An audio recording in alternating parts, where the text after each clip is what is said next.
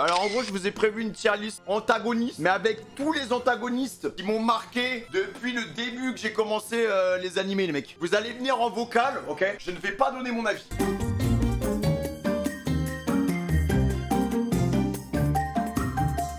Dis-moi, tu viens pourquoi? Pour défendre Orochimaru, pour te Ok. montrer que c'est vraiment le meilleur antagoniste de Ok. tous. Alors, en antagoniste, t'es bien d'accord, la définition, c'est vraiment un méchant. Quelqu'un qui veut du mal. Ok. Comme ça, C'est quand antagoniste, ça veut pas forcément dire méchant au passage aussi. Hein. Ouais, voilà, il est contre le héros. Voilà, Ouais, mais c'est voilà. ça. Il a quand même, déjà, dans un premier temps, manipulé plein de gens. Il a tué le 3e Hokage, quand même, c'est quelque chose de, quand même, de très important. Ensuite, il a quand même manipulé Sasuke. Il a vu son mal-être. Il lui a posé, enfin, il l'a mordu pour poser sa marque maudite parce qu'il a vu quand même un potentiel. Il a éveillé le fait, il a éveillé sa haine pour le manipuler, pour le prendre, pour ensuite prendre son corps. Ensuite, il a fait plein d'expériences avec des gens, avec les cellules d'Ashirama. Il faut être quand même un gros déglingo. Il est hyper glauque, même son chara-design est complètement Tu trouves bizarre. ça normal? Tu trouves ça normal qu'un adulte responsable avec des charges et des factures à payer s'attaque à des enfants? Parce que quelque part, enfin, c'est facile de manipuler des gosses, quoi, tu vois. Quelque part, c'est facile de prendre un petit Sasuke Uchiwa tout seul dans une forêt et de le manipuler comme ça, quoi. Bah, c'est ce qui fait son charme à Orochimaru. Ah. C'est ça qui est cool. C'est C'est que ce gars, il a aucune race. Ah. C'est son côté pédo qui le rend charmant, c'est ça? En termes de méchant, oui. Ça lui donne un petit charme. Tu t'es quand même assez attaché à lui pour l'appeler Pédomaru, quoi. Donc, Ah mais je me suis pas, non mais c'est ça, non mais c'est pas ça, on parle pas de ça de toute façon. Pour toi, il devrait mériter quelle note en fait? un bon petit A. Bon, vas-y, maintenant on va le prendre dans tout Naruto, jusqu'à Boruto. Alors, déjà dans Naruto Shippuden, il a quand même récité les Hokage, donc 1er, 2e, 3e et 4e Hokage pour la Grande Guerre. Déjà ça, la scène était badass. Le gars, déjà, il est revenu des morts, c'est-à-dire qu'on croyait qu'il était mort, il n'est pas mort. Ouais. Est-ce que c'est le boulot d'un antagoniste de faire ça? Non, mais là, voilà, là, il passe du côté, on va dire, un peu la lumière, quoi. Après, dans Boruto, fin Naruto Shippuden, Boruto, après, il est plus antagoniste. Dans Boruto, c'est un papa quoi, même dans Shippuden, c'est plus vraiment un méchant quoi. Mais par contre, je te rejoins, il y a un argument que tu aurais pu me donner aussi, c'est que à lui tout seul, il soulève, c'est quand même le seul méchant de Naruto enfant. Ça t'aurais pu me le dire, tu vois. C'est le seul méchant de Naruto enfant. Voilà, tout le mystère tourne autour de ce personnage avec la marque maudite. C'est lui qui fait trembler un peu, qui retourne à lui tout seul un village. Enfin, ouais, t'as tout ça quoi. Mais de là à dire que c'est le meilleur, parce que c'est ce que tu m'as dit en introduction. Ouais. Tu m'as dit c'est le meilleur antagoniste. Bon, ça c'était pour un peu extrapoler, voilà, faire le mec cool, mais voilà, objectivement c'est pas le meilleur, mais pour moi, premier degré, dans mon estime, je pense qu'il est dans mon top 5 des antagonistes de tous les animes que j'ai vus. Ok. Si j'avais pu mettre une note, ce serait B+, ou A. Voilà. Oh, bah c'est très bien. J'hésite entre les deux. Est-ce que tu penses que ce mec-là, genre dans 30 ans, on va se souvenir de son visage? Bah bien sûr. Pourquoi? Déjà, le fait que le 3e Hokage, déjà ça va marquer Konoha pour tout le temps. Jusqu'à que Konoha il n'existe plus, tout le monde va se souvenir d'Orochimaru juste pour ça déjà dans un premier temps. Ok. Qu'il ait tué le 3e Hokage, c'est quand même quelque chose qui est quand même fou. Il a attaqué Konoha, c'est le premier antagoniste à avoir attaqué Konoha dans l'animé. Pas dans la temporalité de l'animé, mais dans l'animé, dans la personne qui regarde. Ok, bah vas-y, bah pour moi, ça va aller en A. Naruto Super One Piece. C'est dommage, tout était parfait sauf la fin. On va défendre Aizen. Ah bah mec, vas-y, bah je t'écoute. On commence, quand on le voit au début, ouais. Tu dis c'est quoi ce mec avec les lunettes? Ouais. Tu vois, il meurt pour qu'à la fin, il réapparaît et sa fangirl que je vais rappeler la grosse victime, il a un charisme. Ok. C'est le charisme que je vais rappeler le charisme de la beauté. Ok. Deuxièmement, le personnage, mais je le trouve badass. Les femmes qu'il a eues, c'était incroyable pour moi. Donne-moi un truc sur Aizen. Voilà, c'est ta dernière vie. Bah, tout ce qu'il a fait, je le trouve incroyable ce qu'il a fait, franchement. Non mais, je veux pas que tu me dises ce qu'il a fait, je veux que tu me parles de lui. Bah, Qu'est-ce qui fait que c'est un bon méchant? Bah, c'est un manipulateur. Déjà. Ah, ok. En plus, il est puissant. Ouais. La puissance du mec, il fait... Ok. Et t'as pas un dernier truc?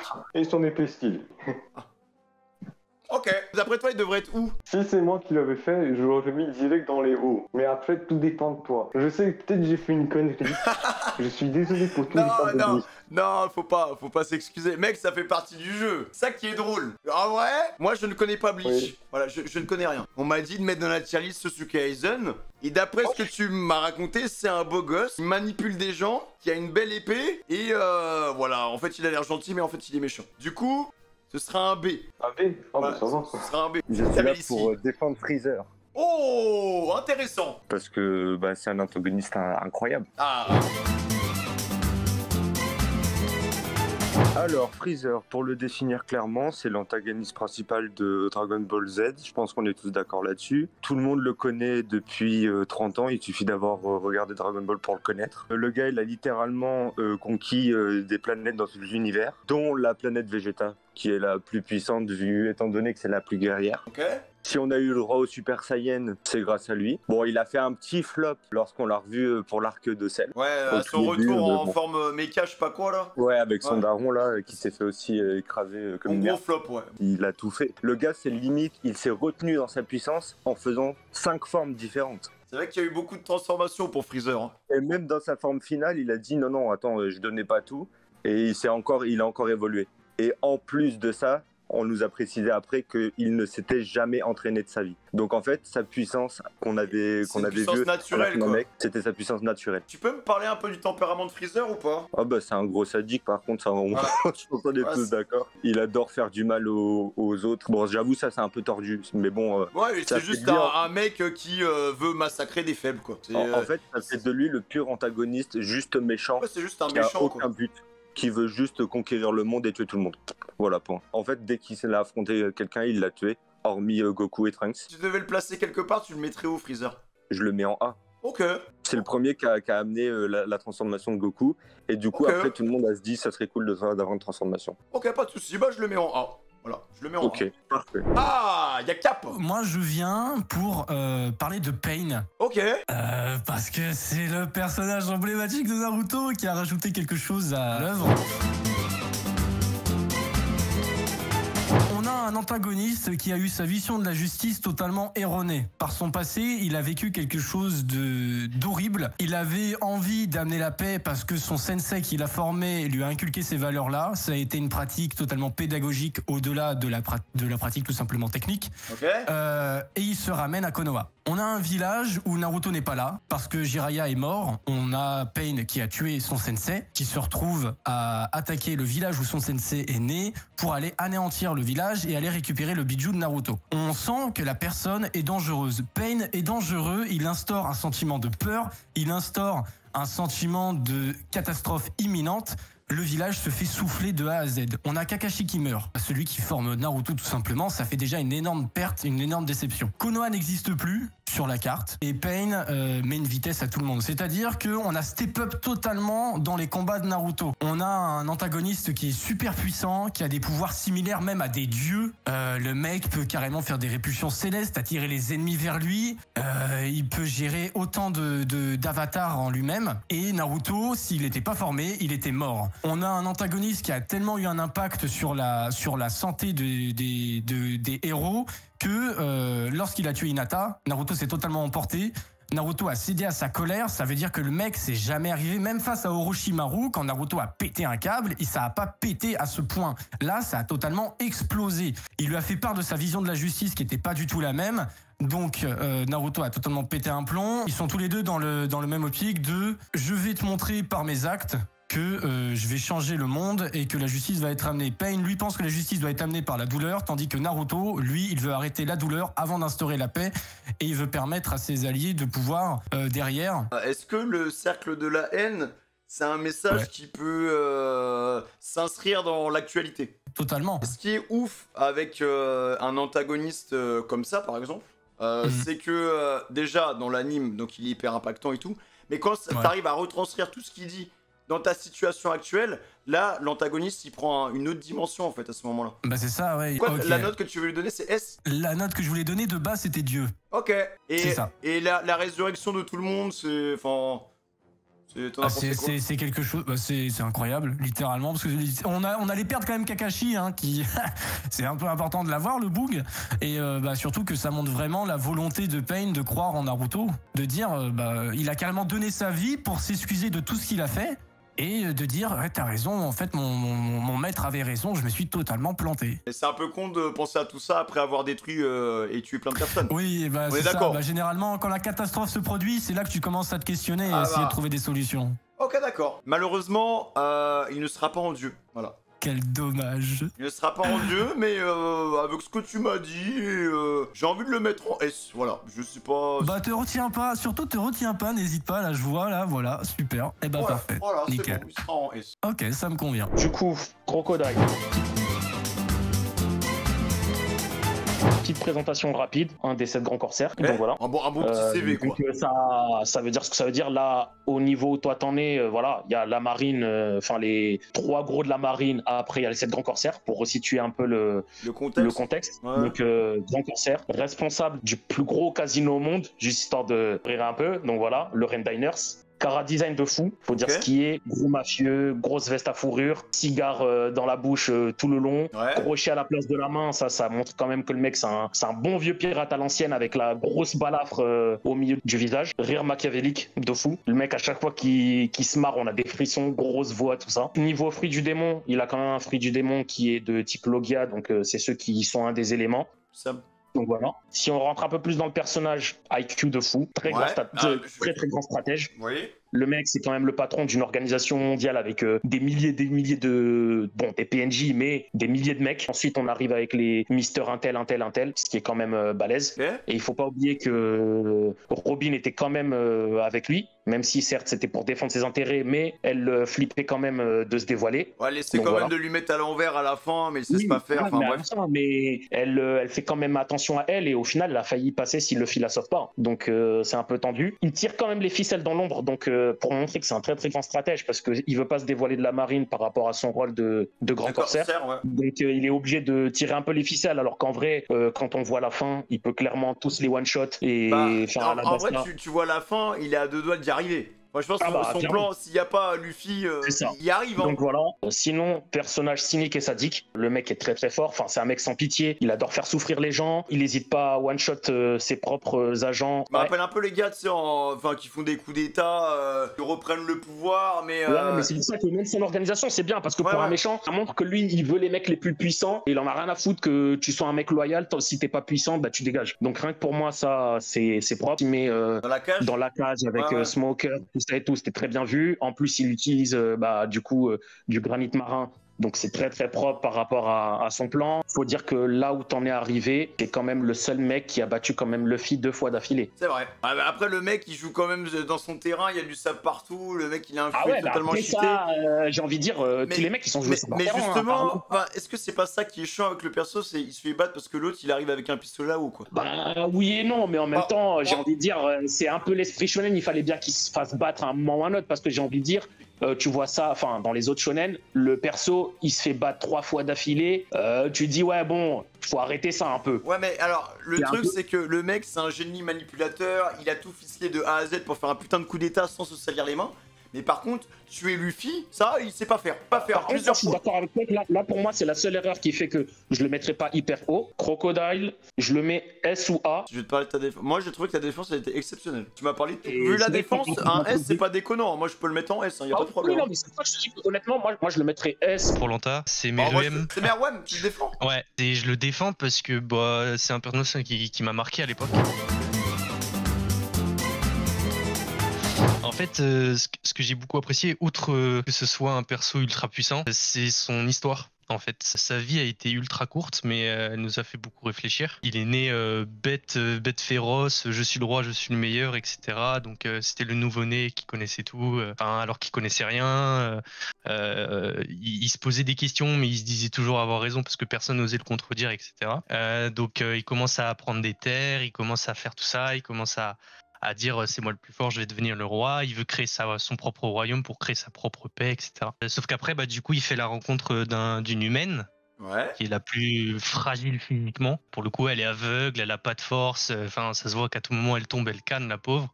Mais genre, elle est au shogi, elle est trop forte. Du coup, vu que il voulait apprendre des choses du monde, etc. Il s'est dit bon on va jouer au shogi, etc. Et le fait qu'en fait il n'arrive à aucun moment à la battre, ça l'a forcé à se poser des questions sur lui-même et sur la vie. Et du coup, toute la construction qu'il a eue sur lui-même, en fait, c'est genre incroyable pour moi parce que du coup, il se posait des questions. Qu'est-ce qui fait un être qui est supérieur à un autre? Est-ce que vraiment il y a une question de supériorité? La puissance physique ne fait pas tout, etc. Et il s'est rendu compte que la puissance intellectuelle, c'est hyper important. Donc du coup, c'est pour ça qu'il la tue pas d'ailleurs, parce que c'est un des humains qui respecte énormément. Et donc du coup, il continue, il n'y arrive toujours pas à la battre, etc. Bon, puis après vient au moment où les Hunters arrivent, parce que eux, ils ont peur de Meruem et de tout son empire. Et dès qu'un humain a peur, la solution c'est d'éradiquer le problème. Donc là, il faut éradiquer Meruem. Donc ils envoient les meilleurs Hunters, en tout cas ceux qui sont considérés comme les meilleurs, etc. Netero se bat contre lui. Le combat contre Netero était juste incroyable pour moi. Pour voir qu'un homme a réussi à exceller dans son domaine, c'était incroyable. Et d'ailleurs, Meruem le dit, c'est pour ça qu'il le respecte aussi, c'est que c'est l'un des seuls humains aussi qu'il respecte. Il a perfectionné son art, mais... C'est ça, ouais. Il allait jusqu'au bout. Ouais, c'est ça. Enfin, il est au paroxysme de son art. Et malgré ça, en fait, il se rend compte que, au fait, les humains, ils sont pas mieux que des bêtes féroces qu'il était, par exemple, lui, au début, quand il est né. Pour arriver à ses fins, il utilise une méthode qui n'est pas très... enfin, c'est pas très loyal, quoi. Donc, du coup, il utilise une bombe artificielle avec du poison, etc., qui fait qu'il pourra jamais s'en sortir, etc. Et ce que j'ai beaucoup aimé, c'est la fin. Il sait qu'il va jamais s'en sortir et qu'il aura beau faire n'importe quoi, il n'y arrivera pas. Du coup, il rejoint... elle s'appelle Komugi, il la rejoint et puis il meurt dans ses bras en faisant une partie de shogi, etc. Outre le fait qu'il soit ultra fort, ultra puissant, qu'il ait un naine de fou et qu'il ait battu Netero, qu'à un moment il est clairement dominé Netero, son écriture fait que pour moi c'est un des meilleurs antagonistes que j'ai eu l'occasion de voir dans un anime. Tu m'as pas parlé de l'opposition entre Gon et Meruem par rapport à ça. J'avoue que vu que Gon n'a pas réellement eu de confrontation avec Meruem, je voulais pas trop l'impliquer. Parce qu'après ça, c'est nous, on se fait notre comparaison parce qu'on a ce point de vue là. Moi, je voulais vraiment me concentrer sur Meruem parce que c'est vraiment une concentration qu'il a eue sur lui-même. Il a réfléchi sur lui-même, etc. Et en fait, c'est lui se poser des questions. Pourquoi, quand moi je vous encage, vous les humains, vous grognez alors que vous faites pareil avec du bétail? Là, c'est pareil, je suis supérieur à vous, donc je vous encage. Donc c'est vraiment des questions aussi sur l'écologie, sur l'environnement, sur tout en fait. Et donc même toi, en fait, au final, tu te poses des questions. Et c'est vraiment l'aspect de... En fait, les rôles se sont inversés. C'est Meruem qui devient un homme ou un humain réfléchi à la fin, tout en étant une bête. Et Netero qui devient un monstre parce que il n'arrive pas à ses fins, quoi. C'est ça. C'est pour ça que pour moi, c'est vraiment le top de le... Enfin, je sais pas, on peut pas mieux faire, en tout cas. Moi, en tout cas, sur Hunter x Hunter, ce qu'on a vu, parce que moi, j'ai pas vu les scans et tout, mais je te rejoins, c'est littéralement l'antagoniste ultime. Personnellement, c'était mon antagoniste préféré sur Hunter x Hunter sans forcer, quoi. Il mérite quelle note? Pour moi, c'est minimum S, mais moi, je le mettrais pas. Ce soir, je le mettrais même Dieu en vrai, parce que par rapport à la réflexion qu'il a fait sur lui-même ou sur toi-même, en fait, toi, tu le placerais où? Tu le placerais en S? Ah ouais, moi, je l'aurais mis en S. En S, S+, mais là, tu vois. S+, donc du coup, il y a moyen qu'il soit Dieu. En fait, pour moi, il lui manque des choses à Meruem, mais c'est pas de sa faute. Après, il faut dire aussi que Meruem a une vie très courte. Hein. Ah oui, mais c'est ça. Mais en fait, c'est ça. Donc son temps d'évolution, en fait, c'est pour ça que pour moi, son évolution... C'est pour ça qu'il peut pas... Pour moi, c'est pour ça qu'il peut pas l'endu. Hein. C'est parce que c'est un antagoniste sur une durée très courte, quoi. C'est sur un arc, quoi. Moi, je trouve qu'en peu de temps, il a pu montrer plus de choses que certains en 40 arcs. Donc, totalement d'accord avec toi, là-dessus. Vas-y, hop, t'as gagné. S. Voilà. Ça me fait plaisir. Voilà. En vrai, c'est Dieu ou S. Foxy, les gars! Qu'est-ce qu'on fait de cette fraude de Foxy, les gars? Non, mais Diddy va fight, Diddy va fight, vraiment, Oh, putain! Je sais même plus comment il fait! Mais frère, ce personnage, moi, il m'a tendu, mec, hein. Avec son vieux rire, là. Oh, non, c'était horrible, hein. Ah ouais, non, putain. Ah oui, d'accord, il y a que des dieux. Ah oui, d'accord, ok, vas-y. C'est bon, j'ai capté. Bien évidemment, on va le mettre devant tout le monde. On va le mettre devant Obito, devant Meruem. Clairement, un antagoniste de génie. Des IQ, mais En fait, Sosuke Aizen, les gars, c'est inspiré de Foxy dans l'écriture. Foxy, dès l'épisode 1. En fait, c'est lui qui cachait One Piece dans son fiac. Oh, je claque mon veto. Non, je claque pas. Vous savez quoi? Eh non, je claque pas mon veto. De toute façon, cette tier list, c'est une putain de fraude. C'est une putain de fraude. On va l'enregistrer. On va la lâcher comme ça. On va assumer. Je vais dire, mais non, mais what the fuck, où est-ce qu'on est là? Ça fait 3 heures qu'on fait ça. Comment on en est arrivé à ce résultat, les gars? Vous allez tomber avec moi. C'est votre tier list. C'est parti, les gars. Ça va être terrible, adieu les gars. Bisous sur une petite face bien dodue. Amour, paix au fraîche, c'était votre général. J'espère que tout ira bien après le tweet.